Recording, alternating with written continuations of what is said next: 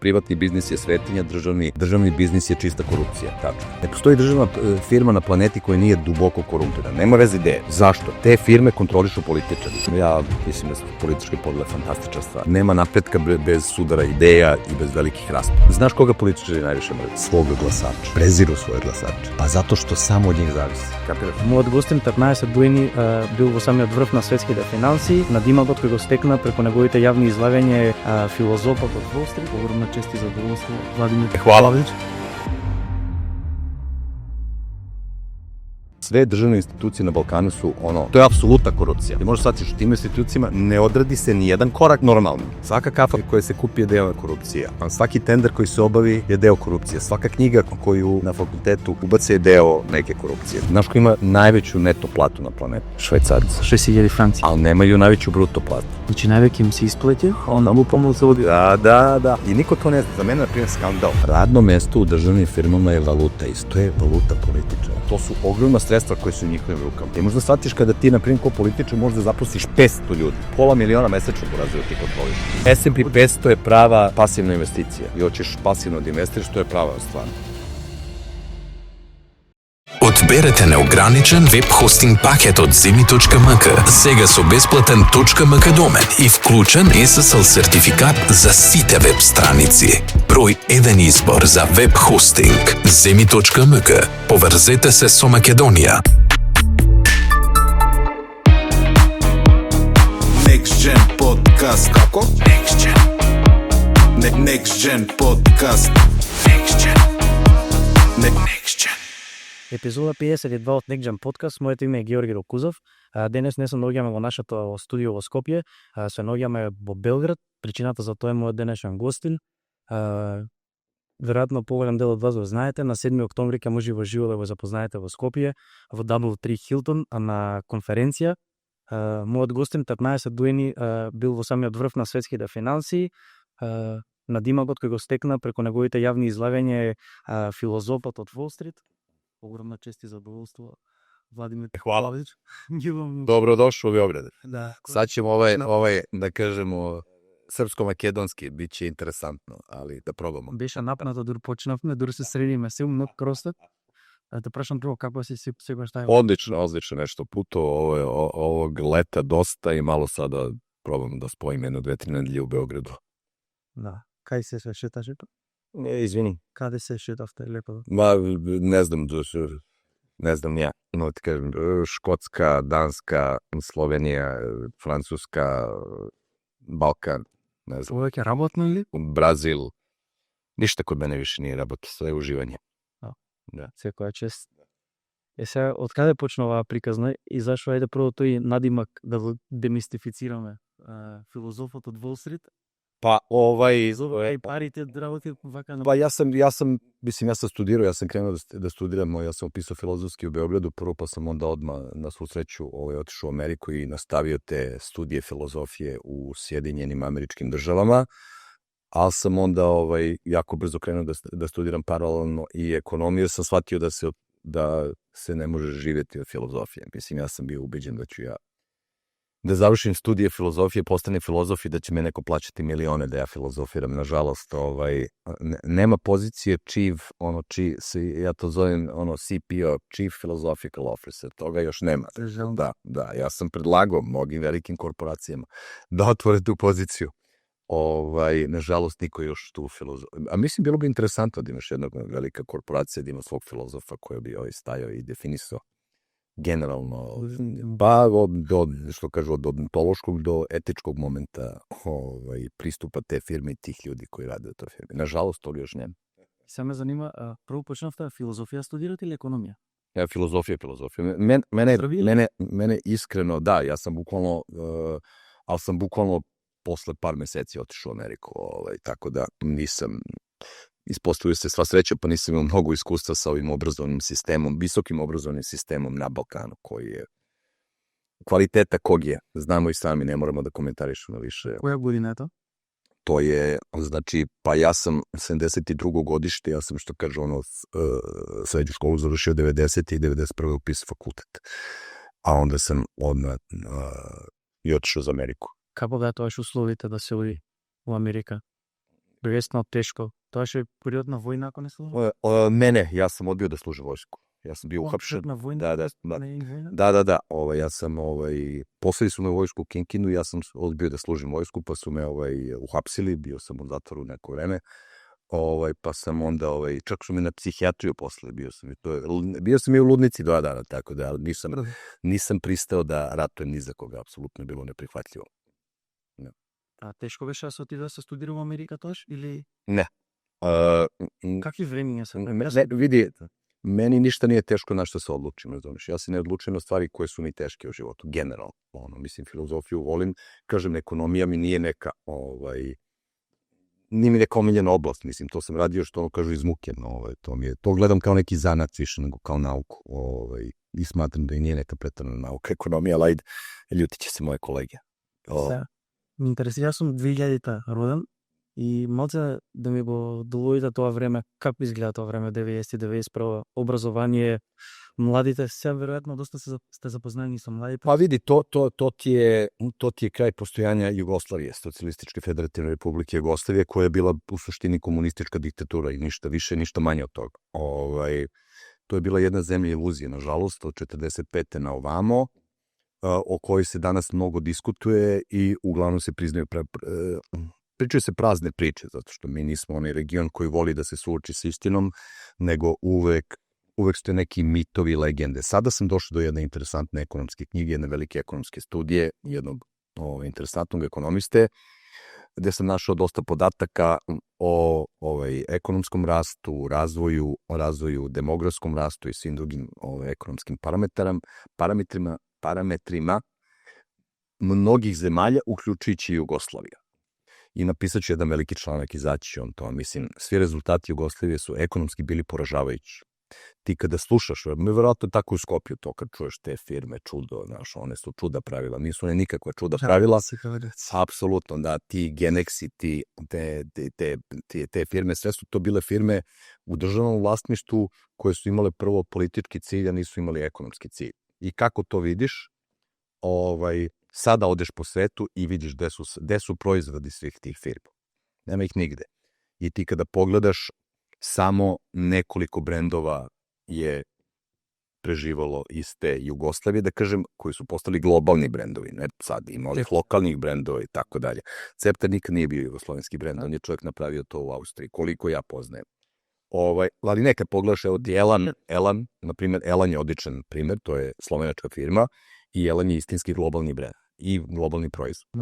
Da, i onda tako. Ali to je, da kažem, jedna firma u moru propalih, kako se zove, firmi. I Elan nije krenuo kao državna firma, nego je to bila prvo, koliko sam ja razumio, mala radionica, pa se onda razvijala određenim putem. Tako da je to, ovo je region koji se jednostavno, kažem, koji je nažalost 45.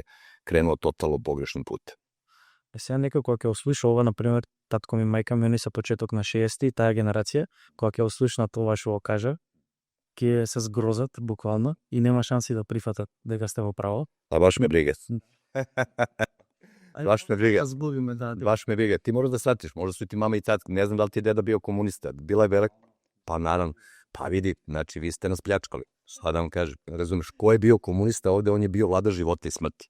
Apsolutno. I onda ste vi živjeli kao bubrezi u loju, ostatak naroda je živio u totalnoj bedi, ropstvu i bio tlačen, ozbiljno tlačen.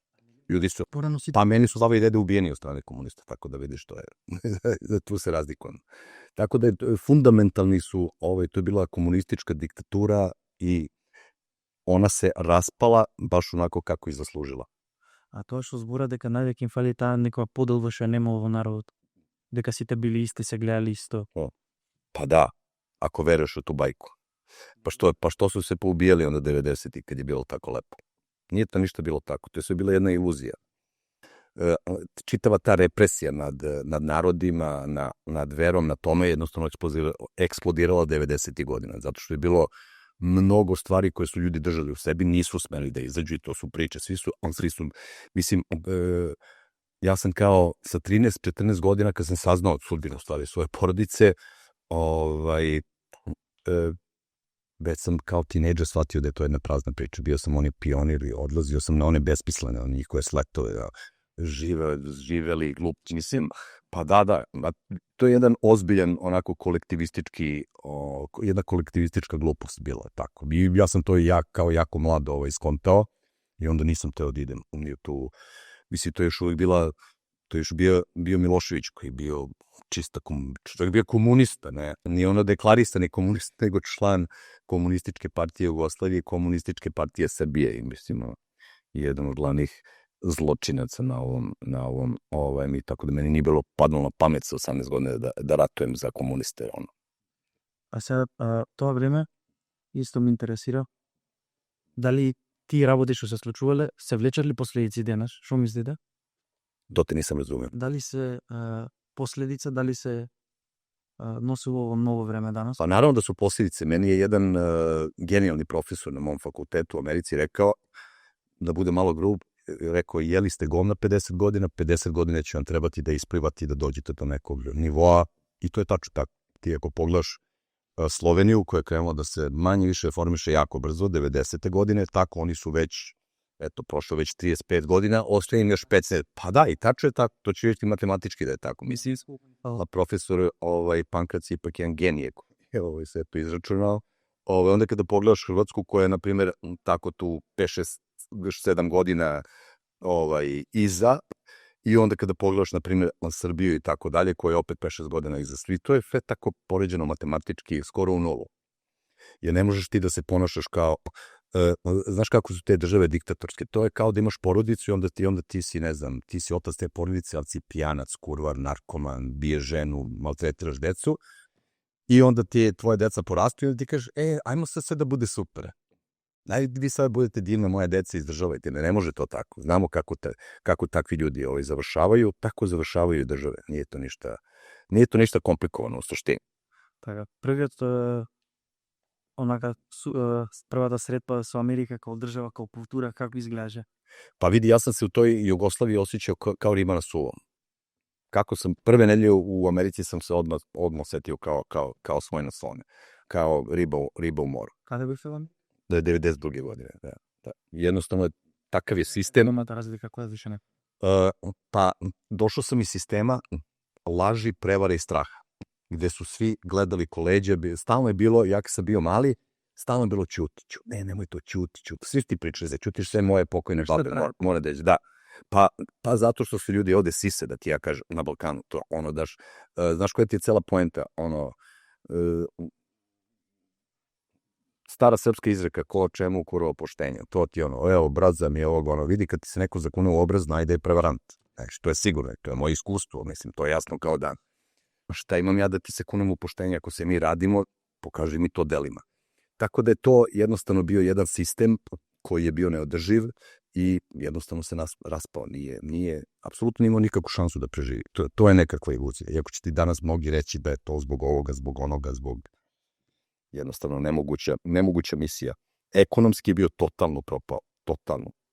Totalni krah. Znači, te 88. 89. to je bilo ništa. To je bilo... Во Америка, 91. одите таму на студија. Како се прилагодите на образовни систем таму? Ovako, na dobro. Интересира колку знаете? Jer si vozio nekada luksuzan auto? Па, сум имал први. Da, eto kako. Jer se teško navići na ne znam, BMW sedmicu ili na S-Class. Pa naravno da nije, razumeš. Veoma jednostavno. Što je govorila pokojna baba moje žene, ako ne znaš šta je dobro, pogledaj cenu. Moj evo koliko koštaju ovi fakulteti, Skopje, Zagreb i ovo, koliko koštaju? Godiš, pa evo državni privat, koliko je cena? Приватен 2-3 државен 200-500. Диpo košta $87.000 godišnje. I ista je takva razlika, kao i između automobila od 2000 i automobila od 90.000. Bukvalno ista. Zašto? Zato što tržište određuje cenu i ljudi znaju zašto to tamo plaćaju. Zašto plaćaju? Pa konkretno plaćaju dipo da bi im deca radila u JP Morganu, a ne u EPS-u. I veoma jednostavno. Сега ме интересира, вие тука на тие 18-19 години, као таа генерација, колку бевте запознаени со Америка? Како ја гледавте на Америка? Pa mi smo 80... Apsolutno. Кој беше вашето доживување на Muzika i filmovi. To je takozvani mislim, tu Amerika jeste napravila veliku grešku posljednjih godina, to je takozvani soft power. Znači, Amerika je u stvari osvojila srca ljudi muzikom, Hollywoodom, znači, Doorsima, Scarfaceom i tim stvarima. Onda kada je krenuo da napada ove druge zemlje vojničke, onda je ta reputacija značajno opala. A mi smo, baš zato što smo živjeli u takvom sistemu, Jugoslavije jeste bila relativno otvorenija u odnosu na onu totalnu sovjetsku onu diktaturu i mi smo bili opsednuti muzikom i filmovima, naročito 80. godina, mislim, 80. godina to je bilo ovde i ja sam bukvalno imao fiks ideju da odem u Ameriku, da. Значи имавте веќе некое доживување за Америка, гледавте на тоа. Апсолутно. Land of Freedom. Pa vidi, ne samo Land of Freedom, ekonomske prilike su najveće tamo. Tako da meni malo ljudi nisu jasni kada odeš, ne znam, ode sa Balkana, kažem, ako odeš ekonomski, ili tako, iz ekonomskih razloga, idi u Ameriku. Šta ćeš u Nemačku, šta ćeš u Francusku, šta ćeš u Italiji? Si веќе се слични. Pa mislim, besmislena priča. Pa evo sad odeš u Italiju u odnosu na Makedoniju i ne znam koliko ćeš veću platu da dobiješ u Italiji, ako uopšte nađeš posao. U Americi ćeš dobiti 3 do 4 puta veću platu nego u Makedoniji, sigurno za isti posao. Pa evo ti konkretno vozači kamiona, tako odeš u Nemačku, oko 3.200-300 je plata, u Sjedinjenim Američkim Državama je 7-8 do 10.000 dolara mesečno. Puta 3. I zašto bi držao taj dževre, isti posao radiš, razumno. Zamisli ti radiš radiš ovaj svoj posao, neko ti kaže da ćeš da radiš za x, ili x puta 2,5 ili x puta 3. Много красна. A nisi kući, jel tako? I sad ne znam, tebi je sve, evo ti u Skopju, da li si ti preselio u Beograd ili New York, sve je, ti nisi kući.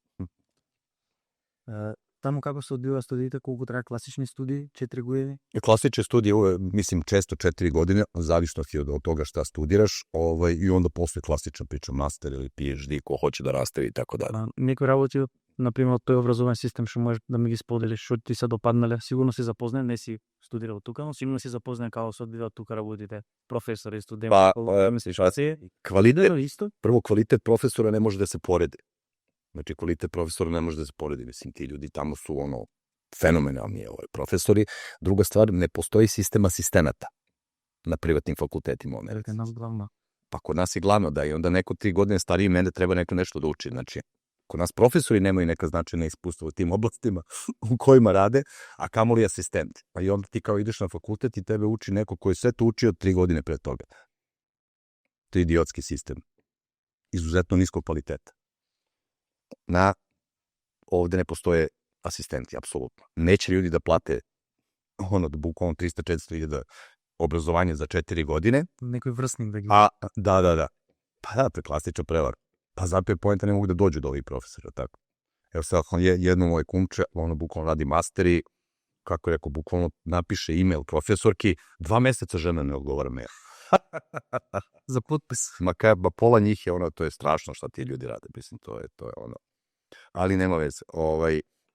Druga stvar je merila na ovim fakultetima, ovde su 4-godišnje studije se ovde studiraju 7, 8, 9 godina. A to je, pa da, ali neće da vam daju zvaničnu informaciju zato što je poražavajuće. I zato kad smo se otvorili, mi smo shvatili, pa nije poenta fakulteta je, klijenti na fakultetu su studenti, ne profesori. Ovde je obrnuto. Ovde su profesori i begovi i vlasnici, pa ovde ti se većina katedri nasleđuje. Ne dolaze pravi ljudi, nego dolaze njihovi sinovi, ćerke, rođaci i prijatelji, kumovi, kumčići i tako dalje. Znaš kako to izgleda? To ti izgleda kada dođe vreme da se penzioniše neki, ni nebitno da to je u srednjim školama isto, u osnovnim istom. Znači svako mesto se čuva za nekoga. I onda ako se javi pravi kandidat, onda oni se čuju i onda kao kako da skrljamo ovoga i tako dalje. A ti da bi dobio posao na nekom vrhunskom američkom fakultetu, ti možeš da imaš neverovatno mnogo uspeha u toj disciplini. На многу работни места, не само, например, у државни институции, тоа кај нас, мада претежно у државни, но знае така да се нас дуат работи. Мислите дека тоа е резултат на тоа што сме помала средина или... Ne, mi smo korumpirani. Pa ljudi, Švajcarska je mala sredina, pa nema toga. Samo korumpirani. Mora shvatiš, sve državne institucije na Balkanu su to je apsolutna korupcija. Ti možeš shvatiš, tim institucijama ne odradi se ni jedan korak normalno. Svaka kafa koju kupi koje se kupi je deo korupcije. A svaki tender koji se obavi je deo korupcije. Svaka knjiga koju kako se zove, na fakultetu ubace je deo neke korupcije. Tako da to je, znači došli smo do vrha, to je to. Da, tu smo desno. Čudno je samo kako opstojuvаме толку време на тој начин. Тоа е, мислам, Ljudi, siromašni ljudi trebaju postoje. Zašto misliš da je ovaj region uvek najsiromašniji u Evropi? I uvek je bio najsiromašniji. I ta Jugoslavija koja je postojala, po svim parametrima je bila zadnja u Evropi. Iako će ti oni sad naći svoje velike... Evo, pa sad ću objaviti te podatke, jako su interesantni ti podaci da vidimo. Da smo bili na dnu, na konstantno. Konstantno poslednjih 200, evo i od kad se Srbija od drugog srpskog ustanka, sve to Hristo, sve to, klaj. Jednostavno takvi smo, tako je. Tako volimo. а од каде е коренот на тоа? Стигнавте ли до таа информација? Молим? Коренот на тоа од каде? Pa koren je zato što, vidi, nisu nam institucije toliko bitne. To je okej, vidi, nije to neka... Vidimo 200 država na svetu. Nisu ovo države ni najgore, ni najbolje na svetu. Ono što kaže, a isto jedna izuzetno pametna žena, kaže, nije problem što smo mi u nečemu najgori, nego je problem što smo mi u svemu mediokriteti. I to je surova istina. Znači, mrtvi prosek. I onda se pojavi neki Nole, tako, i onda se mi svi držimo za Đokovića, očajno, jer je on u nečemu najbolji. A kažem ti, nemaju merila. Jedno od osnovnih merila na ozbiljnim fakultetima je odnos profesora i studenta. Šta to znači? Koliko je profesora u odnosu na studentsko telo? I to je kod mene na fakultetu, mislim sada 8. Znači na svaki... Student, jedan profesor. Jedan profesor, da. Dakle, nas je sigurno... To niko ne zna. Niko ne zna. Zašto? Kada ljudi plate te velike pare, oni hoće da se uče profesor. Ja sam konkretno, kako su izgledala moja predavanja iz filozofije, naročito u 3. i 4. godini, kada sam ovako. Jedan, teta. 2 ili 3 studenta na profesora. I onda mi, na primjer, imamo predavanje 2 sata i onda kaže, gde je kvalitet? Pa evo, ja i ti si profesor, ja sam student. Ima još jedan, tako. I ti nam kažeš, ok, ovo ćemo da radimo, uradite ovaj domaći, molim vas. Druga velika razlika je tamo moraš da ideš na predavanje. Nemaš opciju da ne možeš na predavanje.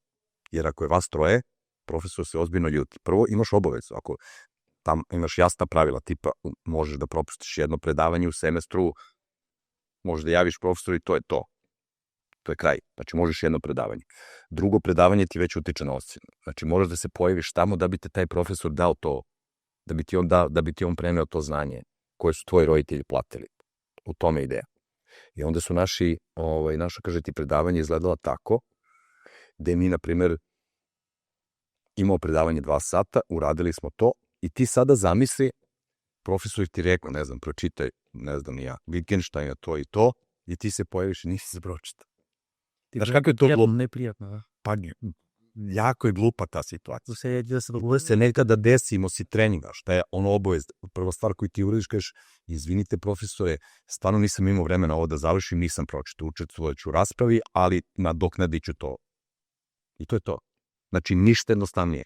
To je, znači, lično prenošenje znanja sa profesora na studenta. I ti fakulteti, kada čuješ te cifre, to se plaća. U tome je poenta. Razlika između tih profesora isto postoji na jednom drugom nivou, a to je da je dosta njih se naravno bavi akademskim radom i onda su ocenjeni, ti imaju taj H-faktor i to se tačno zna kako se meri, koliko puta su citirani, na koji uticaj imaju njihovi radovi, ali na primjer naš profesor Pankras je u to vreme bio savjetnik Goldman Sachsa. I kad se on pojavio u Goldman Sachsu, pored svih tradera, portfolio menadžera, svi stoje mirno. Zašto je čovjek bio genija? I onda je on zaraživao, kao profesor, bukvalno ja mislim da mu je profesorska plata bila manja od 5% njegovih prihoda. I onda šta misliš kako smo mi dobili poslove na Wall Streetu?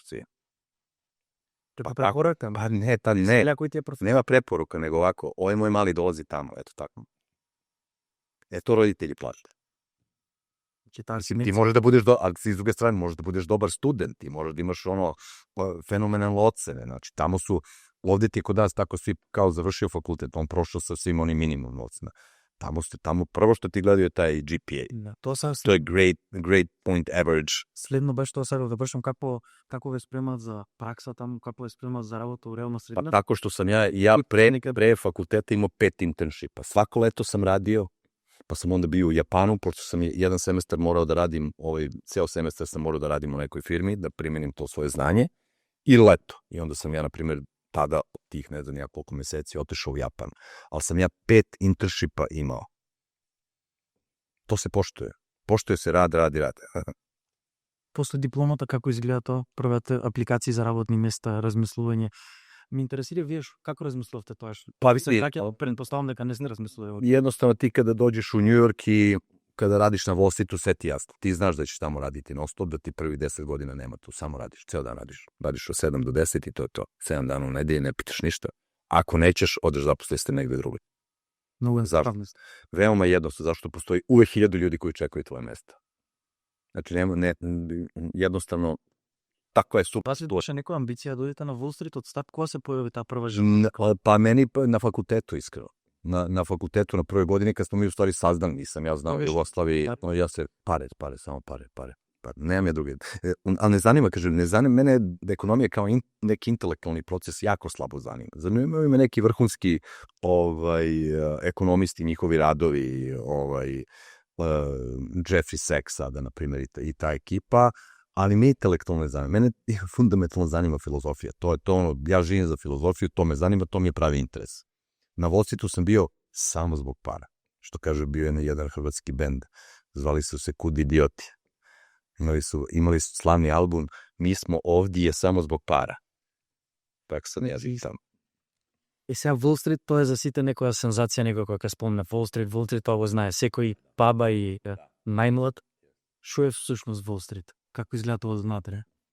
Isto ovako dođeš. U kancelariju sedneš za sto, imaš kompjuter i radiš, to je to.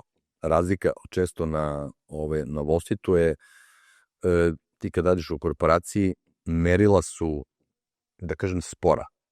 I rad je jako spor. Na Wall Streetu je sve brzo i tvoje merilo dnevno. Si svaki dan imaš P&L, pač. U drugu decimalu koliko si para napravio ili izgubio. To je konkretno, na primjer, kod tradinga, ali i kod drugih, na primjer, u investment bankingu je jako sve brzo, ti možeš da napraviš taj deal, možeš da zatvoriš taj deal i banka mora da utera te 10 miliona u kasu. Tako da je... Тешко беше да се влезе во JP Morgan? Molim? Тешко беше да се влезе во JP Morgan? JP Morgan е од најголемите таму? Da, ubedljivo najveće, sad trenutno najveća investiciona banka i najveća banka i po tržišnoj kapitalizaciji. I mislim, JP Morgan je dobar, jednostavno reputacija koju JP Morgan ima u svetu je fantastična i posle karijere tamo manje više sva su ti vrata širom sveta otvorena zato što su naši ljudi da li i dalje rade za JP Morgan ili su bivši. Mene kada neko pozove odande i kaže meni nešto treba, moj zadatak je da to rodim. Dalje u Skopju ili u Parizu ili u Jordanu, nebitno. А ме интересира процесот на регрутација кај нив како изгледа. Има, нели сега е актуелно фирмите, има повеќе кругови на интервјуер? Ima gomila intervjua, ali kažem ti, ja uvek kažem, dobar deo kod nas je dobilo taj posao preko veze. Zato što je naš profesor nam je i govorio da radimo internshipe i kako da se pripremimo za te konkretne pozicije. Tako da, sa jedne strane da, ali je izuzetno bitno da imaš taj element. Mene je zaposlio čovjek koji je išao na moj fakultet i koji je bio student mog profesora, mislim. Сега ме интересира, одма се заработуваат добри пари таму? Одма се милион прашања, илјаници, стотици за лет? Ne, например, плата за... Pre 2 godine 300. Evo danas ono što je, niko više nema platu na Balkanu 300 eura, ali je 300 eura mesečno. Prve 2 godine. New York? Da. Како се живее? Teško. Trojica na stanu, jedeš u firmi, čekaš 10 sati da ti plate večeru, 12 sati da ti plate kola, da te vrate kući. Lepo napravljen sistem. Prve 2 godine su jako surove. Da, jako surove, zato što izuzetno mali ti programi se zovu analyst program. I onda nakon te 2 godine njima je potrebno jako mali broj ljudi da idu dalje, da postanu takozvani associate. To ti je sledeći nivo, imaš associate, pa VP, pa MD. jednostavno jako mali broj ljudi. I onda ti je, kada ti se hvala ovde na Balkanu kako su otišli na NBA vamo tamo posle 2 godine, to ste svi ovi koji su izbačeni, koji nisu prošli, da. Ali to mi isto volimo da okrenemo tu priču. Znači oni ti, taj deo je uvek izuzetno bitan, jer ti za te 2 godine što se tiče biznisa i kako biznis funkcioniše sa finansijske, ekonomski biznis dela, od te strane ti to naučiš kao čovjek koji ima 15-20 godina iskustva. To je prednost toga. I onda gomila tih ljudi koji završe taj program ne žele više da rade toliko, nego, na primjer, odu u korporaciju, odu u Coca-Colu, odu vamo tamo i odmah u Coca-Coli preskoče 3-4 mesta i dođu na jako visoko mesto. To je prednost toga.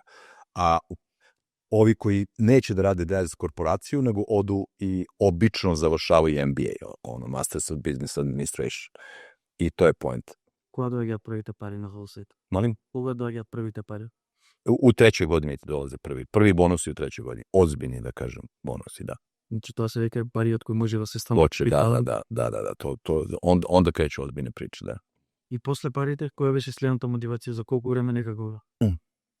Nemam ja drugu motivaciju u biznisu, kažem, 0, samo pare. Во JP Morgan me интересира, после третата година, без тоше 6 години, тоа беше само... Da, ja sam bio samo 11 godina, da, 11 godina, da. I onda sam posle toga prešao u jedan fond i onda smo posle toga u Londonu imali hedge fond, ja i moj Nemac.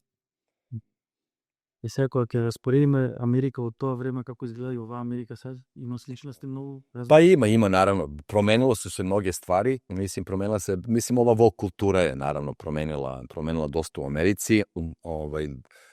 Te podele, znaš kako politički ljudi uvek pričaju o političkim podelama. Ja mislim da su političke podele fantastična stvar. Nema napretka bez političkih. Nema napretka bez sudara ideja i bez velikih rasprava. Sada to neko voli, neko ne voli, nekada to ode u neku krajnost. Onda problem je naravno sa politički zadojenim ljudima, ljudi koji misle da je njihova ideologija bogom dana. Mislim, svaka politička ideologija je čisti idiotizam, zato što to je simplifikovan način pristupa životu. Jer šta tebi političar kaže? Dati 3 floskule, Pa pogledaj samo programe, otvoriš programe političkih stranaka, to je samo floskula do floskule. Tu nema ozbiljnog, intelektualnog životnog smera. Tu nema filozofske rasprave. Tu nema, ja sam svoj filozofski pravac pravio 6 godina i trebalo mi je dugo da prođem kroz sve aspekte života, da znam kako ću živeti i šta će biti moje vrednosti i šta će biti moj način razmišljanja, što se opet prenosi na moje pisanje i na moju, da kažem, sadašnju karijeru koja me jedino zanima, to je da budem pisac. 90 години како изгледаш оваа подела на демократи и конзервативци? Isto. Ne, mi smo levičari, mi smo pametni, mi smo desničari, mi smo pametni. Vidi, ja imam svoju političku, ali pišem sada 3. knjigu, 4. knjiga će biti ta koja će objasniti moje ideje o politici, moje ideje šta mislim stvarno o političkim ideologijama, šta mislim o političkoj klasi od početka civilizacije do danas, tako da je to 4. knjiga. Vreme kako se deklarirate, tako demokrati ili? Ne, nikada. Ja sam egzistencijalista. Kao egzistencijalista ne možeš da budeš ni levičar ni desničar, zato što su ti obe ideologije besmislene i primitivne, krajnje primitivne. Mislim, pogledaj šta levičari rade. Onda ovi desničari. Znači, to je stvarno, mora shvatiš, prosječan čovjek na ovoj planeti nije preterano pametan, razumeš, i to je ona surova istina koju političari neće ti kažu, ali onda kada sedneš sa njima i zapiješ se, to ti oni upravo, to ti svaki političar na ovoj planeti kaže. I to je meni komično. Znaš koga političari najviše mrze? Evo, kad gledaš u demokrati, šta misliš? Koga najviše mrze političari? Njam političari. Dalje. Svog glasača. Preziru svoje glasače. Kad se napiju. Pa zato što samo od njih zavise. Kapiraš? Moja ideja je bila da ne zavisi ni od koga, razumiješ? Ali oni, kada neko glasa za tebe, ti zavisiš od njih. I onda te oni nerviraju. Kao kad zavisiš od nekoga, tako zavisiš i onda mora da ćutiš, mora da držiš glavu dole, tako dalje. I onda često se stvara taj odnos da ti kreneš da preziraš toga od koga zavisiš, tako. To je malo odnos je tako deteta, otac i sin je tako, sin uvek se u jednom momentu otrgne jer neće da zavisi od oca, tako. Pa dođe do tog, znaš, tinejdžeri stariji, pa otac hoće ovako, ti hoćeš ovako, tako, pa se tu stvori taj, takav ti je odnos svakog političara prema svom glasaču. Naravno da oni izlaze pa se šlihtaju, pa pričaju vamo tamo, ali onda kad sedne koje ja, brate, vidi da. Ме интересира, кој беше мотивот за враќање? Vidi, ja obožavam Beograd. Mislim, Beograd je moj grad, to je najbolji grad na planeti, zajedno s New Yorkom, tako da je to jedina motivacija zašto sam se vratio je Beograd. I što sam hteo da... Dobro, Белград од Нью Йорк. Pa vidi, jako su slični. To su i stvarno jedina dva grada koje stvarno funkcionišu ceo dan i celu noć i uvek imaš negde da... Uvek u Njujorku imaš, mislim, ja kad sam se preselio u London, to je bilo šokantno, sve se zatvara u 11, onako, ja sam čovjek. Volim kafanu. I onda jedino na Balkanu, pa jedino da može da ostane do 4 ujutru i manje više Beograda. Така. Понатаму после Нью Йорк, Лондон и свој фон. Pa vidi, London, da, mislim, to je bio kraj moje karijere, ja sam tu pitao da li uopšte da idem, London mi uopšte nije prijel, ne volim taj grad, mislim, generalno tamo mi nije mi bilo. Pa, mislim, bez veze. Pa vidi, kada pređeš iz New Yorka u London, to ti je baš sa konja na magarca. Mislim, ljudi misle da je to isto, znaš, kao finansijski centar, prvo London je minijaturni finansijski centar u odnosu na New York. Druga stvar, meni ta čitav setup mi nije odgovarao. Mislim, to nema, sediš u kafani 11 sati, ja 5-11 kući, rekao, mislim se, ja ništa pravo, aerodrom, i bukvalno sam bio skoro svaki vikend, ili New York ili Beograd. Nisam mnogo vikenda proveo u Engleskom. Ali to je stvar ukusa, mislim, kome se sviđa, nek se sviđa. Значи нема подобро од Белград. Ми спомнавте за пишувањето, ме интересира, че продава книга, ми спомнавте. Ме интересира таа желба за пишување од кога? Кога почнахте да пишувате? Od kad sam rođen, ne znam, od kad znam za sebe. Od kad znam za sebe se mogu. Ова активност да размислуваш таа тема да... Pa vidi, mene, kažem ti, mene je filozofija, mene je zarazila filozofijom jedna profesorka u srednjoj školi, ono kako je bilo kod nas, pa smo, ja mislim u drugoj godini smo dobili filozofiju, ja sam tu, jednostavno to je bilo to, ja sam shvatio da samo me to zanima, da su me zanimali manje više samo matematika i škola, samo matematika i filozofija, u drugo me apsolutno ništa nije zanimalo. И како до блогот исто ме интересира. Многу интересно, многу специфични статии. Do bloga? Да, blogот Facebookчење. Da, Facebookčenje, Како е настана тоа? Da, pa znaš kako je nastao ta, pošto ja kažem ti, pa evo ti kako je proces prve knjige Blistanje, koji je roman o veštačkoj inteligenciji. Ja sam pokušavao nekoliko puta da krenem roman, kretao, počinjao, propadalo, nije išlo. I onda sam 1. januara 2015. to je ono što kažu New Year Resolution. Odlučio sam, sad, to je to, pišem roman i idem do kraja taman crko. I najteža stvar koju sam u životu uradio je napisati roman. Znači, apsolutno, sve je drugo kikiriki. Kako izgleda taj proces? On je nevjerojatno mukotrpan kada kreneš. Verovatno sam ja to mogao bolje i pametnije. Zato pokušam da ti objasnim. Jedan naš pisac, srpski pisac, Marko Vidojković, koji mi je bio posljednji urednik Blistanja, mi je i rekao da je ne možeš ti da sedneš da pišeš sada nešto 2 meseca i kao sad 9 meseci ne pišeš ništa, to ti je kao teretana, je li tako? Sigurno da. Jer možeš ti da treniraš 2 meseca i onda 10 meseci da jedeš i da ždereš, ne možeš, opet će biti debel. To je cela poenta. Tako je Facebookčenje teretano za pisanje. Trebalo bi da bude malo aktivniji, trebalo bi da bude malo redovniji, jer ljudi pitaju, ali to ti je teretana, ti moraš, ako se, kao sve u životu, znači ako pišeš, moraš da pišeš stalno, skoro svaki dan. Znači ja pišem skoro svaki dan, to je cela poenta. Tako da je taj deo u stvari jednostavno trening, u tome je cela poenta. A pisanje, zašto je to bitno? Zato što u pisanju postoji naravno ideja, i onaj da kažem, ako u pisanju romana i onaj umetnički deo, ali postoji zanat. Ti kada kreneš da pišeš, ti misliš ti si bukvalno Bogom dan, je li tako? Kao svi, niko ne, mislim, toliko ljudi hoće napiše. Problem je što ljudi napišu mnogo romana i sve to đubre. Nekada ideja bude sasvim dobra, ali ljudi zanemare da postoji zanat. Kako se postavlja priča, kako se razvijaju kako se zove, karakteri unutar knjige, kako da se ne ponavljaš, kako da ne budeš patetičan. Ima tu gomila, ima toliko da se nauči da je to pakao.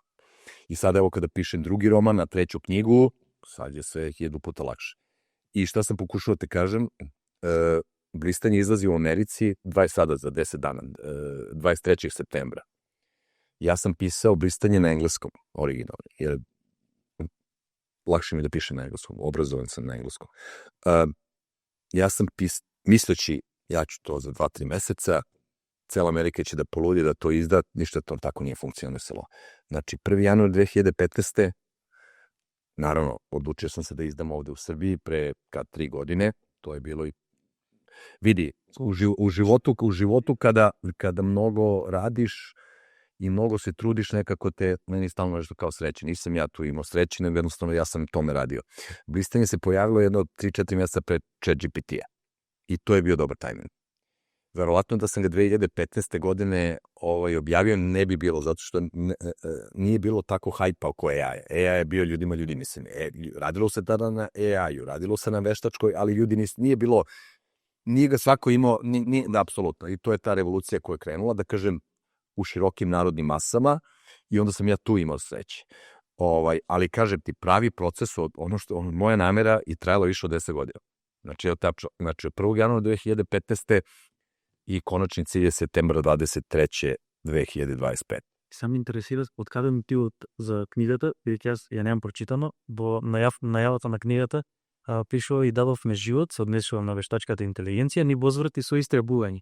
Sad te nisam te ohvatao. Во најавата на книгата Добро. пишува и дадовме живот, нели, на вештачката интелигенција, не е како цивилизација, како луѓе, она ни возврати со истребување. Ме интересира мотивот, сплетот внатре во книгата. Pa vidi, ja smatram da je veštačka inteligencija trenutno jedna od najbitnijih društvenih i filozofskih tema. Ja se filozofijom veštačke inteligencije bavim skoro od koledža. I ta disciplina je bila dosta ignorisana od strane akademske zajednice. Uvek to unutar akademske zajednice koje su izuzetno konzervativne, treba ti mnogo vremena da nametneš neku novu temu. Tako da ti da filozofi kao što su Nick Bostrom ili David Chalmers, trebalo im je mnogo vremena da se probiju i da nametnu tu temu kao bitnu. Ja trenutno ne vidim ništa bitnije filozofski od toga šta će se desiti i koji uticaj će veštačka inteligencija imati na društvo i na homo sapiens. Ne znam da li ima bitnija tema filozofski, kada razmišljaš sad u ovom momentu. I zato je izuzetno bitno da se posvetimo tome i blistanje jeste pokušaj popularizacije te teme. Znači,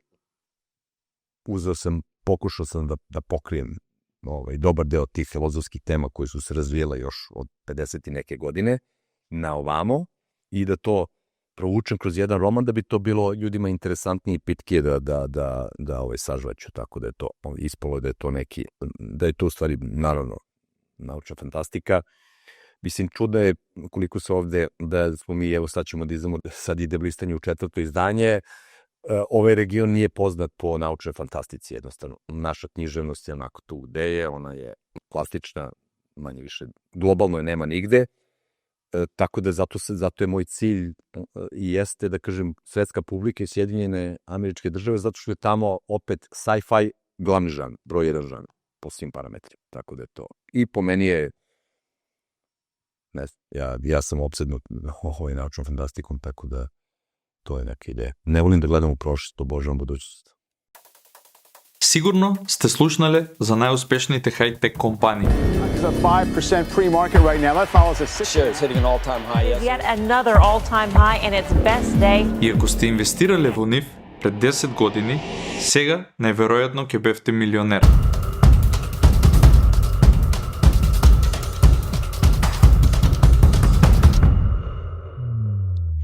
Овој мастер-клас има за цел да ве научи како да почнете да инвестирате од Македонија.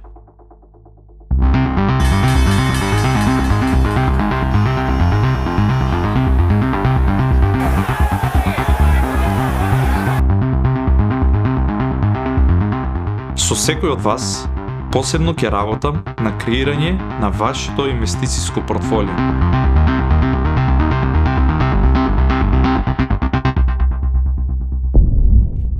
Јас сум Иван Ивановски, а ова е мојот мастер-клас.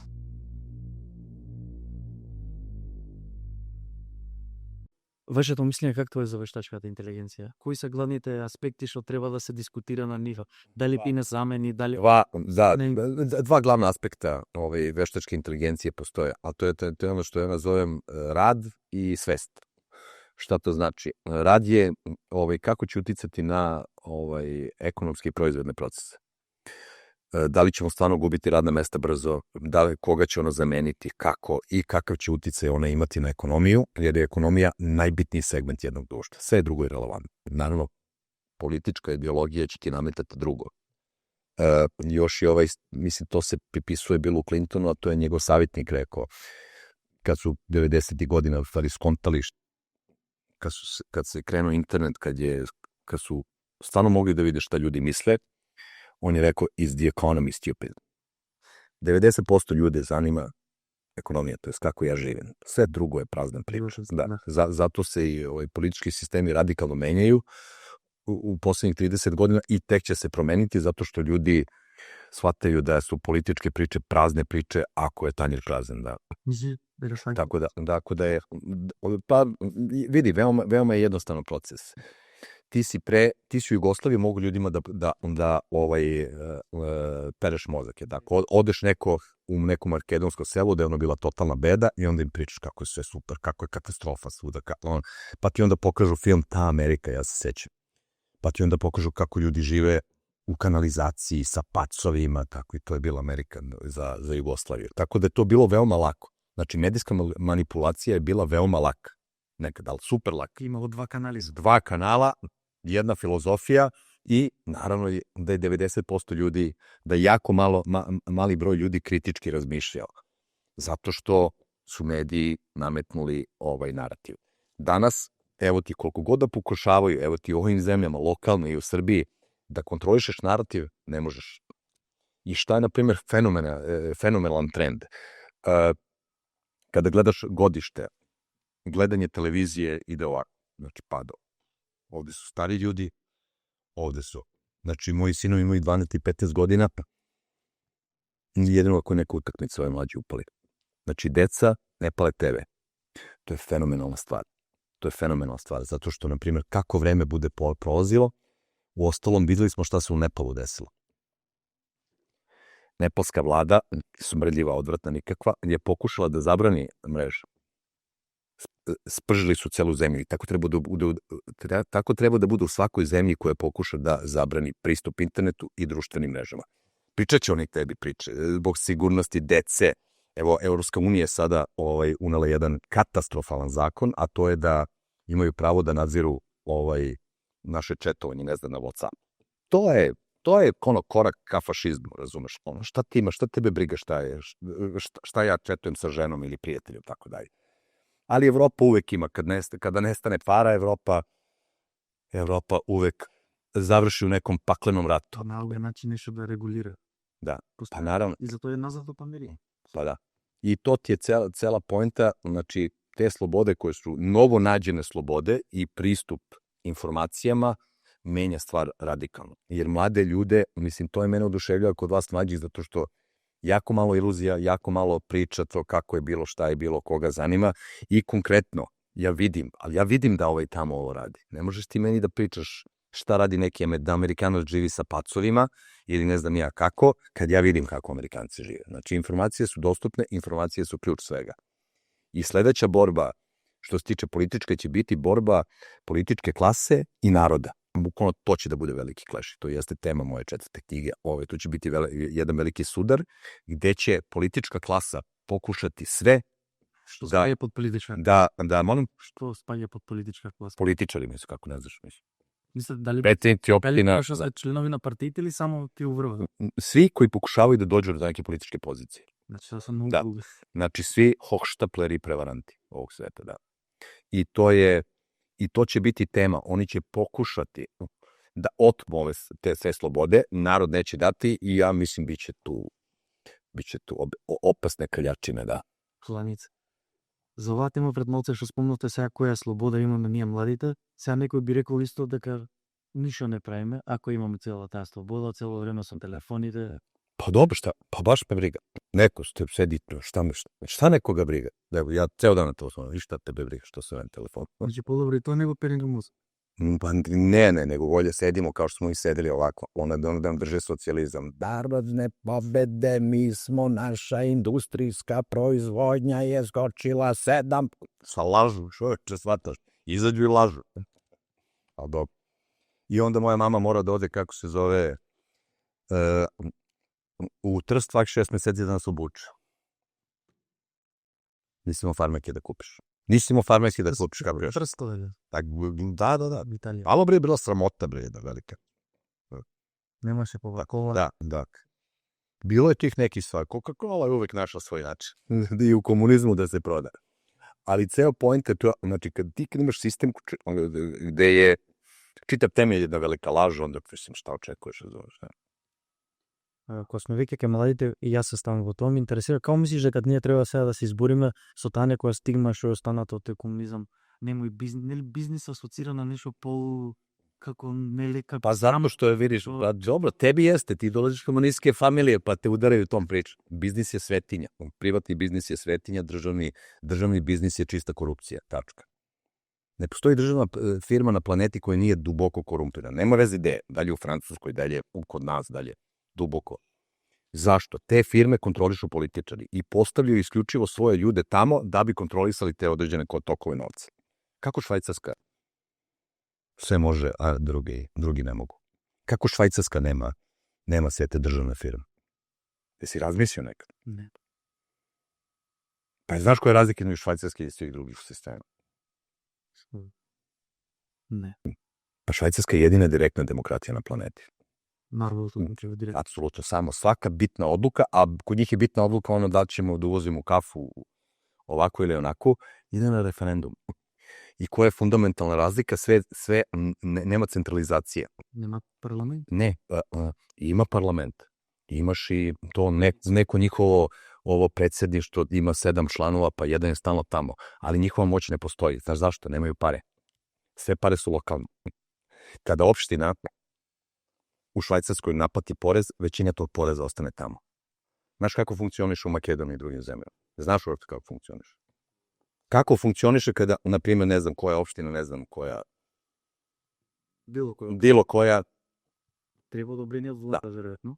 Ne, ti naplatiš sve poreze. Onda ti te poreze pošalješ u centralu. Sve. Onda oni odluče gde pare idu, tako, i onda oni odluče koliko para ti vrate. I onda ti kada vidiš ti si naplatio 100, a dođe ti 30. To se tako. U Švajcarskoj je obrnuto. Sve naplate lokalno i onda većina tog novca ostane tu i onda se federalna vlada bori da im ovi daju nešto. Novi sedci kažem da ne. Znači obratno. Ja znam koga kažem neću mi pustim pare ovo, baš u nervira me ovaj tamo. Znači obratno je to tamo. Je znaš koliki je PDV u Švajcarskoj? Koliki je PDV u Makedoniji? Pa da. U Srbiji znaš? Da, vi ste još nam. Znaš koliki je u Švedskoj? Koliko je? 25%. Ili 27, koliko je? Znaš koliki je u Švajcarskoj? 8. A Švajcarci, znaš ko ima najveću neto platu na planetu? Švajcarci. 6.000 franci. Ali nemaju najveću bruto platu. Znači najveći im se isplatio, a onda mu pomoć se vodi. Da. I niko to ne zna, niko to. To je za mene, na primjer, skandal u ovoj državi i drugim. U bilo kojoj evropskoj državi, to je skandal. To bi narod trebao da izlazi ovako i da viče, alo, zašto su nam porezi na bruto plate toliki? Kada da ti je prvo 6 работи odati, pa da. Pa puštam plati ima 6. Znaš koji je po svim studijama najstabilniji politički sistem na planeti? Već skoro 100 godina. Švajcarski. Švajcarska je skoro po svim merilima najbolja zemlja na planeti. Po svim, jako je teško da nađeš neko merilo gde oni nisu broj 1. A oni su jedina direktna demokratija. Pa treba da budeš Einstein da provoliš vezu između svega toga. Zašto? Zato što tamo narod odlučuje šta je bitno, narod odlučuje kako će biti. Pa najbolje je bio taj referendum kod njih kad su trebali da daju da daju svima neku platu univerzalnu, tako. Pa to je bilo komično. To su svi Balkanci, Srbi, Makedonci. I sad kad lene, 2-3 soma, ja u selu ko sebe. I znaš šta su Švajcarci izglasali? Ne. Pa evo, napravi referendum takav u Makedoniji. Kaže, svaki mesečno dobije 5.000 eura. 90% Makedonaca. Da, ne, 5.000, ne, 5.000 vi biste bankrotirali za 3 meseca ovako. Svi bi rekli da, samo da. Malo. To je, direktna demokratija ti daje drugačiju svest o tvojoj zajednici. Zato što sve su pare kod tebe. I onda ti možda imaš opštinu da je sve savršeno uređeno, a onda pređeš u ovako drugu opštinu, kako svinjac obično. To ovi se ponašaju kao svinje svojim parama. Mi se ponašamo kao porodica domaćinska. Neko je domaćin, sve je sredio, neko je stoka, hvala Bogu. I to je čitava poenta i Kako da prijedimeš od to sam? Pa znaš ako je jako teško, evo kad se budeš sretao sa ovim makedonskim, evo, pazi, sad ću ti napraviti scenariju kako će to da izgleda. Kad se budeš sretao sa makedonskim političarom, ti im predloži to. Znaš šta je prva rečenica? Nije to za nas. Nemamo mi tu svest. A što Švajcarac? Švajcarci najseljački narod na svetu. Bolihu, obrazuje se samo kad je treba konkretno. Njihove vokacijske škole, najjače na svetu. Znaš šta je vokacija? To kako da budeš električar, kako da budeš stolar, kako da budeš zanatlija. I pričaj, čačkaj političare pa makedonski, i čak i mlade ljude. Kaže, znaš, direktno će reći, a nije to za nas. Naš narod nije dovoljno obrazovan. Kao da narod nije dovoljno obrazovan da kaže, jel treba pravimo most ili treba šaljamo pare u Beograd? Nije to komplicirano. Veoma jednostavan sistem i zato oni sa 8% PDV-a su mnogo bogatiji od svih ovih država koji praktično... Tebi je čim je PDV blizu isto ti u Americi, ti je sales tax 8%. Čim tebi PDV dolazi 20%. Šta je to? PDV ti je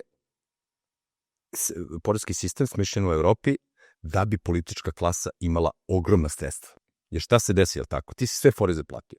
Ti si platio poreze na platu, u proizvodnom procesu si platio poreze na imovinu, regulativu, vodu, državu, trla baba lan, i na kraju dođeš, kupiš kafu i kaže, sad nas je još 20%. PDV je osnovni način kako političari u Evropi pljačkaju svoje narode. A po definiciji, za što im služi na njih? Kako ga objašnjava? Pa glup narod pristane na to. Evo, probaj da digneš PDV u Švajcarskoj na 20%.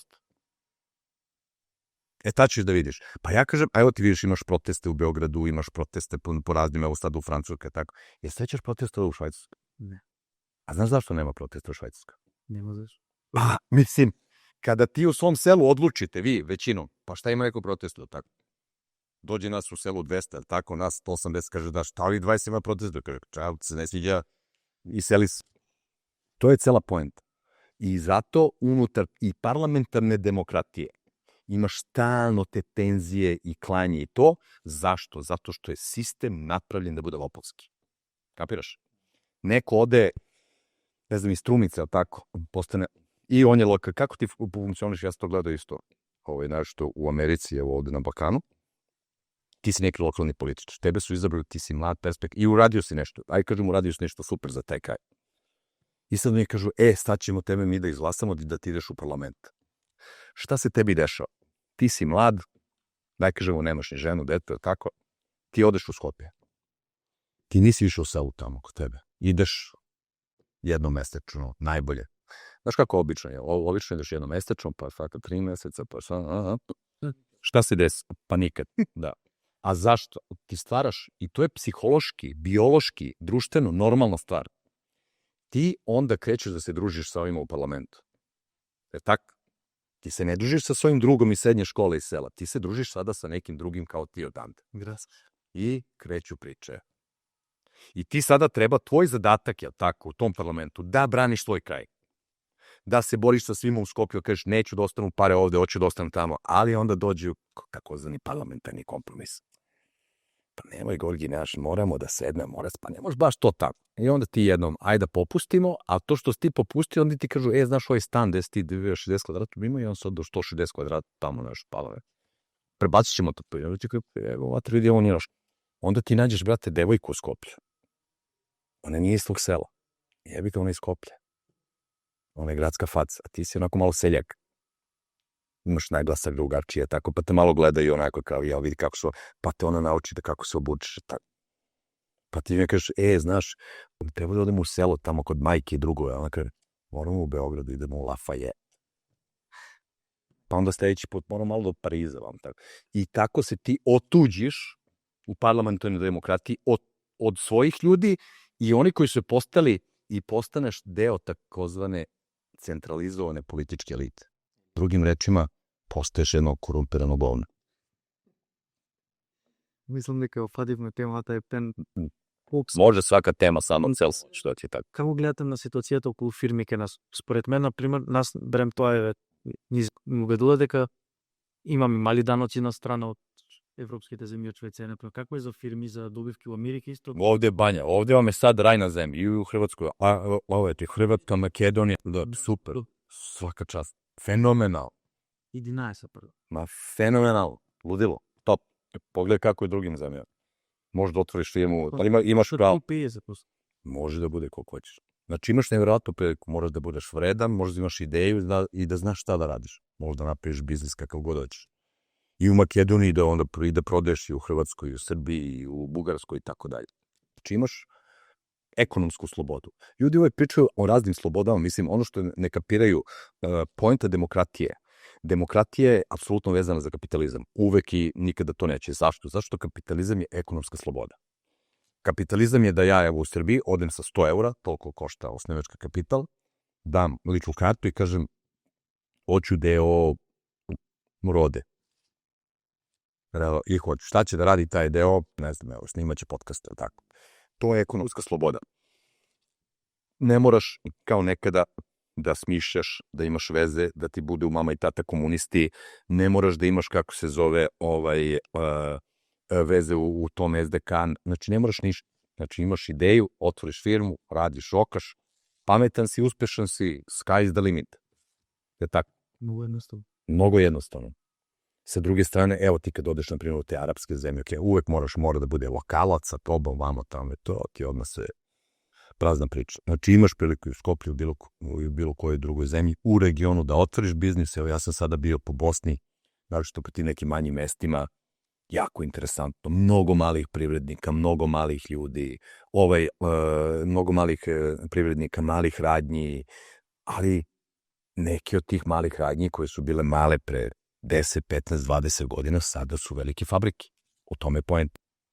А како ќе го искоментирате тој балкански стат, дека најдобрата комбинација да имаш државна работа и плюс приватно нешто? Pa retardirana priča. Pa evo idi predloži, ne znam, Elonu Masku, kaže, ja imam super. Mora shvatiš, nema to, ali mora shvatiš, to dolazi iz te klase, te postjugoslovenske klase. To su njihove ideje. A čemu stvarno služi radno mesto? Radno mesto u državnoj firmi je valuta. Čija je valuta? Чива валута? Valuta. Znaš šta je valuta? Dinar. Radno mesto u državnim firmama je valuta isto. Znači, to je valuta političara. Političar kaže, ja sam ovoga tam. Nije mamac. Ne, nije da. Šta je mamac? Mamac dođi da te ja ufatim. Ne, ovo je valuta. To su ogromna sredstva koje su u njihovim rukama. Ti možda shvatiš kada ti, na primjer, kao političar možda zaposliš 500 ljudi. Ne zato što imaš firmu što si pametan, nego što su te ovi izabrali, postali te u Skopje i ti sada imaš pravo da, evo ti, ne znam, 500 ljudi po 1000 eura plata. To je $500,000 mesečno, Burazir, ti kontroliš. Zato se drže te državne firme. Isključivo zbog toga. Sad pola naroda, to je zato što kaže da je narod pametan, ne bio narod. Definitivno. Сега мислам дека може да преминеме и на таа тема што ги интересира највеќе, тоа е за инвестирање. Затоа и ќе се збори у Скопје на 7 октомври, само сега сите да ги поканам. Ќе ти дозволиме ви тебе да ги поканиш, имат за 100 луѓе у Македонија дека 30% од картите да се продадат. Ќе ќе оставам прилика да ги поканиш да дојдат. Да. Што би дошле. A evo, veoma jednostavno da naučite kako da investirate. Znači, evo preko njih imate isto vladimirđukanović.com, ko hoće da kupi knjigu, kurs i tako dalje. Newsletter je sada, evo, posle godinu i 2 meseca na 48%. Eto, toliko smo napravili. 48%? 48% je portfolio zaradio. Za 14 meseci. Ako hoćete da naučite kako to funkcioniše, zašto su velike vrhunske firme odlična investicija, a ne stan u Skoplju, vi dođite da naučite nešto. U tome je, u tome je čitava poenta. Investiranje je veoma jednostavan proces u kome je mnogo bitnije da budeš uporan i disciplinovan nego da budeš pametan. Znači, svi ti fondovi, ako je 60% Amerikanaca uloženo u berzu, obveznice, akcije i fondove, pa ti vidiš da 60% Amerikanaca su neki genijalci. To je narod. Isti narod kao u Makedoniji, isti narod kao u Grčkoj, isti prosjeci i tako dalje. Samo imaju... Pa katastrofa. Pa vidi, cijela Evropa ti je tužna. Ti kad dođeš, tebi je Amerika 60%, odeš u Englesku, to je već 30%. I onda kada ideš ovako, što kažu, što južnije, to tužnije, dođeš do Italije, to je već bez veze, to je sve Grčke, to je sve glupost. Predrasude. Moraš sačiš, manjak obrazovanja unutar američki obrazovni sistem je fokusiran na to, i anglosaksonski. Moj sin ide u englesku školu, ima 7 predmeta i jedan je biznis financije. Njegova sestra Austrijica ide u srednju školu isto, samo državnu, ona ima 15 predmeta i nijedan predmet ne pominje novac, financije ni u ludilu, ali zato se uče hemije i te...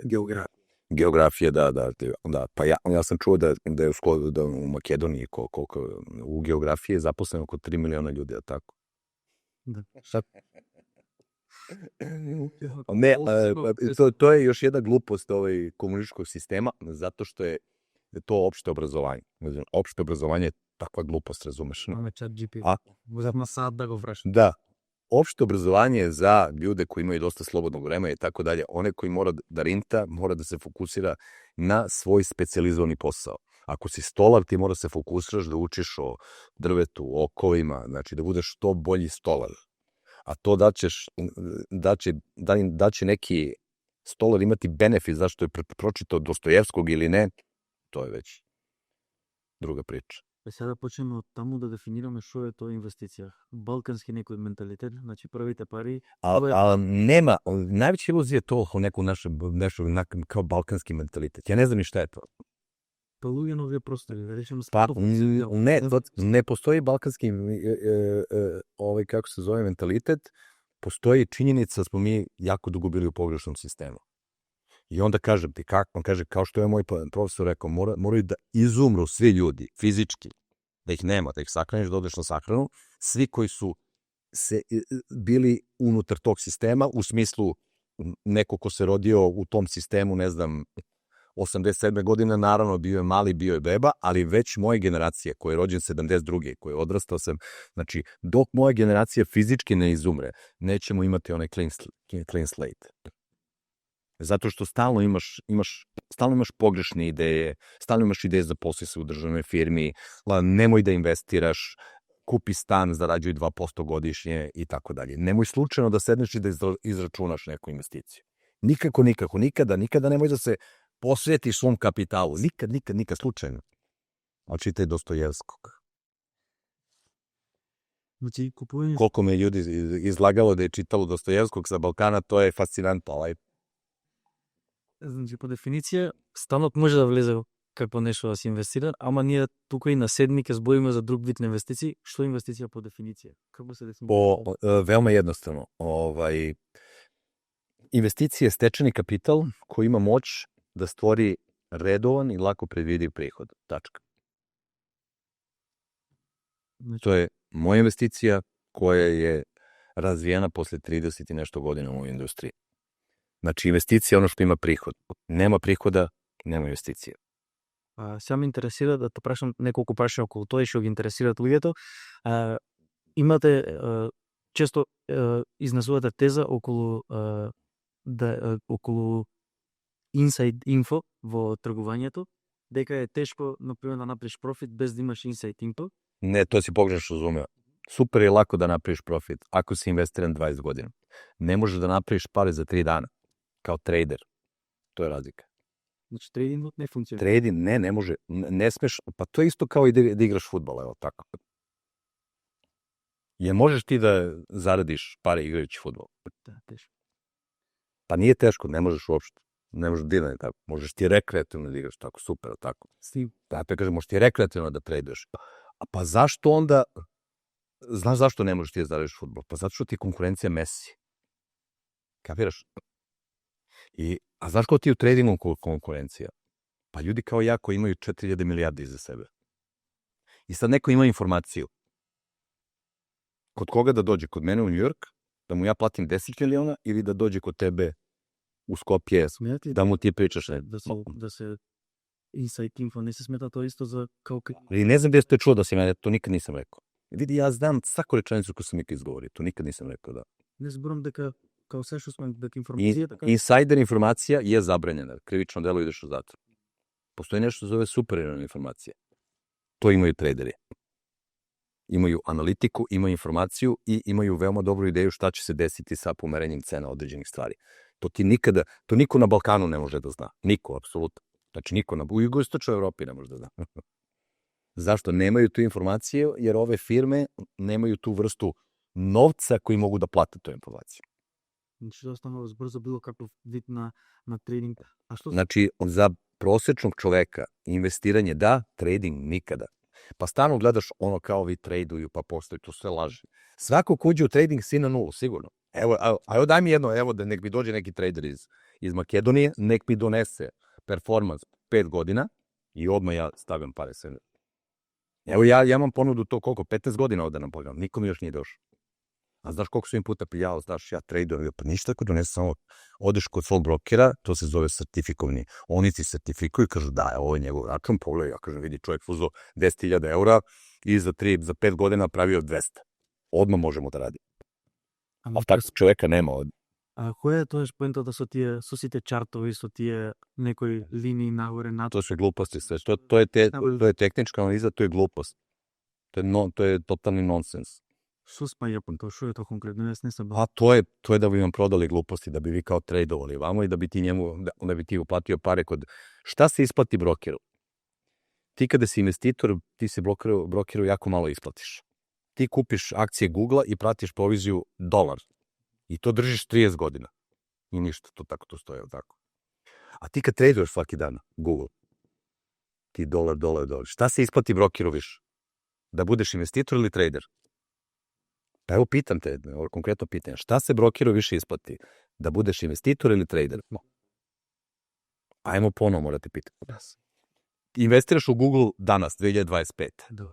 I te akcije prodaš 2075. Platio si jednu proviziju $1 na sve te godine.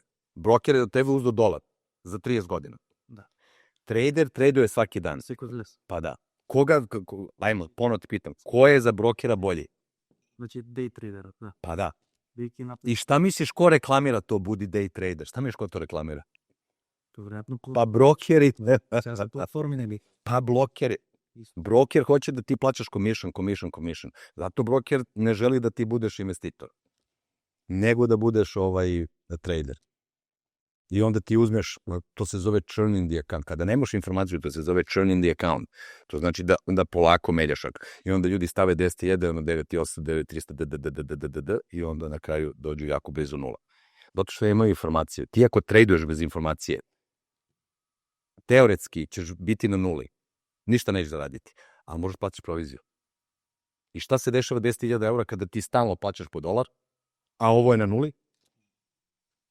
Ti si na nuli teoretski. I to se svakome desi bez, kažem, da bi postao trader, moraš da budeš u krugu ljudi koji imaju informacije. Da li postoje takvi ljudi? Naravno da postoje. Oni nisu na Balkanu. Kada spagilo se su Forex? U Makedoniji sada se počne da se prebudati Najveće prevare. Srbije? Najveće prevare su o Forexu, Forex trading, to je glupost, apsolutno to nema nikakve informacije. Da. Pa pazi, neko sada iz Srbije ima informaciju šta će se desiti s dolarem. Pa kobre, to su gluposti totalno. Znači, najveće prevare, onda ovo kao, pa evo ti sad onaj trade view i te priče, oni ti pošalju, pa ti uplatiš 5.000, sutra imaš 7 odmah. Ljudi, možete da očekujete 10% godišnje, da očekujete. I to ako ste investirani na 10-20 godina, pa vam je to prosek. I kako može neko da vam napravi 10% za dan? Sve su, vidi, sada je pala jedna velika ekipa, jedna velika piramidalna šema u Hrvatskoj. A nama su se ljudi javljali kao, platili smo 30, kako da vratimo pare, ljudi, ja nisam, otkud ja znam. Znači, kada ti neko traži pare, za investiranje. To je krivično delo, ljudi. И Форексов... Kod mene kupite knjigu i kurs da naučite kako to da radite. To je krivično delo. Ti ljudi nemaju licencu. U Makedoniji, Srbiji, Hrvatskoj može da ti upravlja portfolijom, isključio portfolio menadžer. Kapiraš? Ne mogu ni ja da ti upravljam portfolijom. Tačka. И тоа да фати ми тридото спаха. I vidi, imam mnogo ovih mnogih lažnih profila. Oni stalno prave, mi to gasimo, pišemo tamo, ja sam imam 5 ljudi zaposleni koji se bave ovime, radimo i stalno traže ljudima 500. Znači, nemoj dajte, ja nikad u životu nikad nisam pare, staću ja da uložem vaši 500 eura. Da, mislim. Сега да го спомнем и биткоинот. Bitcoin je čista špekulacija, da. Како гледате се на тоа? И BlackRock го излиста, се може инвестират у него. Možeš, apsolutno. I ti možeš... Bitcoin je čista špekulacija. Iza Bitcoina stoji jedna tehnologija koja se zove blockchain. I to je neka druga priča. Da bi razumeo Bitcoin, moraš da znaš šta je blockchain. Moraš da sedeš i da učiš. Ali bukvalno moraš mesecima da učiš, da naučiš svaki detalj. Meni jako bilo teško da to naučim 2009. 10. 11. zato što nije bilo literature. Sad imate literature na internetu, sedite i naučite. Blockchain je čudo tehnologije. Blockchain je jedan od najbrilijantnijih izuma ikada. I potencijalno će rešiti mnoge ljudske probleme. Ali vidi, i zato je sam Bitcoin se oslanja na blockchain i zato on ima neku određenu vrednost. Ali on je čista špekulacija zato što nema prihoda, nema šta da analiziraš. Gde će cena sutra bude možda milion, možda 1. Znači, ne se posmatra ovo. To je čista špekulacija. Bitcoin nije za prosečne ljude zato što je bilo momenta kad je on pao 80-90%, pa su ljudi prodavali kuće. Vidi, mnogo je bilo primjera da su ljudi ubili zbog Bitcoina. Niko se nije ubio koji je bio investiran u JP Morgan, nikad. U istoriji te firme stoji nešto godina.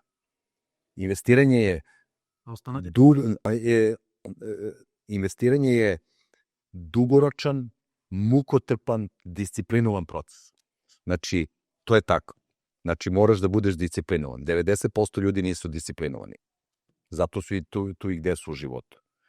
Ne možeš ti, kao niko i ništa na Balkanu, da sa 1000 eura zaradiš odbijel kapital. Trejdujući ili davajući. Pazi, pa evo zamisli neko. Znači, neko sedi negde i kaže, samo tebi, kako ja njemu da napravim milione od nje, a ti kraj leba nema da ješ. Pa si ti vidio da jesi ti čuo da JP Morgan zove nekog studenta kao, ajde da ti mi pomognemo kako. Pa za JP Morgan ti treba 10 miliona i tu uglavnom ti treba 50 miliona da dođeš tamo kao klijent. Pa da. I sad zamisli JP Morgan, samo sede ljudi koji zarađuju milione. Kako ovim Makedoncima sad ovi što nemaju leba da jedu, kako sad od njihovih 1000 eura na njima napravimo milione? A da oni ništa ne rade, to je najbitnije. I da se ne nerviraju. Koliko moraš da budeš glup da bi poverovao u to? I to su ti piramidalne i onda šta se ljudi kao jaču? Pa pazi kada ljudi kažu koliko ti treba budeš glup, pa imaš ljude koji znaju da je to, kažu ne, ja ću da uđem, ja ću da izađem na vreme. Pa ti stvarno misliš da ćeš da pošalješ pare nekome tamo, da nestanu pare i on će kao tebi da vrati. I onda šta se isto dešava, šta je na primjer čudo, evo, ne znam, isto to kao trading kod, pa dođe, pa skače. Evo meni nebitno jednog prijatelja, deda uplatio pare. I šta je fora? Njega je bilo sramota da prizna. Da ispo budala. I onda je vrteo saću vamo, zvao po rodbini firma, komšije da vrati te pare. Ljudi su petljaju zato što i onda ti gomila ljudi te laže da su napravi pare jer ih je sramota, priznaju su ispali da su ispali glupanderi, kralju da su ispali najveći glupaci. Možeš da budeš mnogo glup. Ovaj kažem ljudima ovako u lice. Mnogo moraš da budeš glup da bi poverovao u to. Nema lakih para nigde to u životu. Pa ti ako si kriminalac, čovječe, ne znam, budeš šverce droge iz Brazila, glava u torbi, non stop, ti ljudi rizikuju, a ti sad sediš negde, 0 rizika, 0 rada, 0 sve, sad će dođu pare. I zato su ovakva podneblja koje su došle iz takvih sistema kretenskih, plodno tlo za to, razumeš? Jer to su isti ljudi koji veruju da smo u komunizmu svi bili bogati, da su svi, svi spišli na more po mesec dana, svi su vozili ludilo automobile i vozili fiću koji se raspadava. I zastava. Pa da. А за мим коините, Трамп коини, така и некои светски... Те Тоа се čiste prevare. Највише, оне, веројатно, поишаме маркетингот бит. Sve su to prevare, čiste prevare, od toga nema ništa, ljudi, o čemu pričate. Imaš te pump and dump šeme gde oni nešto pumpaju, no i tu urade za sebe i onda tebi uvale nešto puta 30 i ti kao, i onda ljudi gledaju godinama kao sad će. Ko će to da kupi, čoveč? Ljudi kupuju firme. Znaš zašto ljudi kupe Microsoft? Pa ne znam, otvori laptop i vidi na kom sistemu radiš.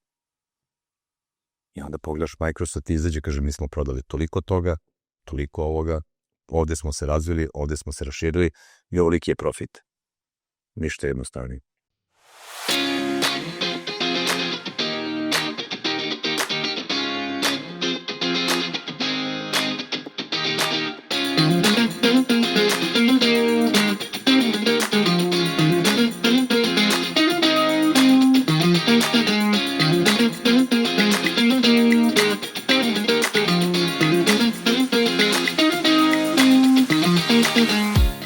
Тоа што сакав да кажам сега поговори, имав дома молер, не знам како се бека исто. Da, mole, da. И ми збореше дека инвестирал 800 евра во и имаше апликација на телефонот.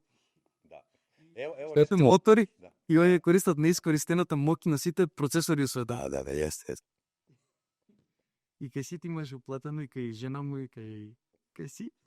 A znaš što ljudi ulede? I onda oni uvuku druge ljude, razumiješ? Ljudi popuce, pa zašto je bilo problema? Ono je po Hrvatskoj, po Srbiji, ovaj došao kod nekog bandita lokalnog, ovaj stavio 10.000 i on ga, bre, sad ti da vratiš te pare. I treba da vratiš te pare.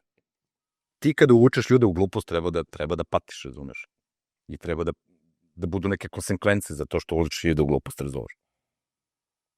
Најчесто тоа што го советувате како финансиски совет што го давате е инвестирање на пари во S&P 500 или во 500 најголеми амерички фирми. Ме интересира сега другата страна, например, како ја тумачите луѓе што водат приватни портфолиери, не знам, Уорен Бафет нели се фале како победува S&P 500, Джим Симонс, некои што ги издвоив луѓе што можат прават над тој резултат.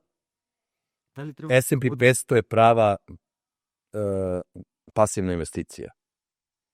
Ako imaš svoju karijeru koja je ozbiljna, gde praviš svoje pare i hoćeš pasivno da investiraš, to je prava stvar. Да не знаеш ништо. Pa ne da ne znaš ništa, imaš 500 najvećih firmi, tu nema šta da razmišljaš, šta ćeš tu da gledaš, šta da je. Propadnu dve, nikakav nema uticaj, matematički nikakav nema uticaj. Ti kad krećeš da ulažeš u pojedinačne firme, ti ulaziš u totalno drugačiji rizik. Poenta newslettera je da objasni ljudima tačno zašto mi investiramo, kako investiramo, u koje akcije i zašto u tom momentu. I koji su rizici kada investiraš u jednu akciju. Svaka jedna firma može da propadne svuda. Najveće firme su propada. Apple može da propadne ovako, isto tako. Сигурно сте слушнале за најуспешните хай-тек компании. It's a 5% pre-market right now. That follows a Shares hitting an all-time high It's yesterday. yet another all-time high and its best day. И ако сте инвестирале во нив пред 10 години, сега најверојатно ќе бевте милионер.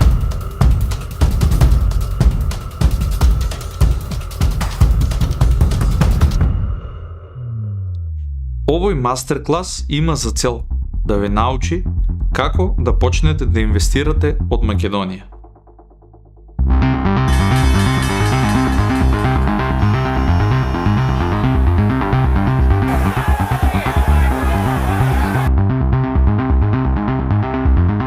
Со секој од вас посебно ќе работам на креирање на вашето инвестицијско портфолио.